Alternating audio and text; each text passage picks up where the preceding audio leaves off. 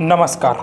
छत्रपती संभाजीनगरमधील खवड्या डोंगरावरील तिघांच्या दुर्दैवी घटनेनंतर आता कुणालच्या कुटुंबातील आणखी एक धक्कादायक बाजू समोर आली आहे.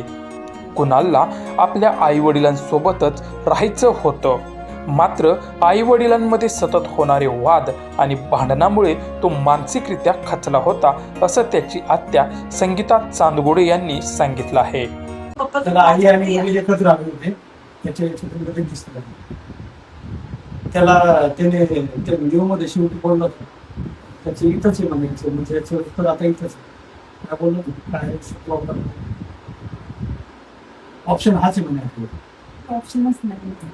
त्याची मम्मी त्याला सांगत होती पर्याय आहे, आपल्याकडे पर्याय आहे. तो ज्यावेळेस उभा राहायचा ना तर त्याला तो जाईल त्याचा अशी भीती वाटायची ना, थोडस पुढे यायचं ना असं करायचं थोडस बघितलं म्हणजे तो भीती दाखवायचा त्याला. त्याच्या आई वडिलांसोबत आई वडील कधी म्हणतील बाबा आम्ही एकत्र राहू असं करणार नाही.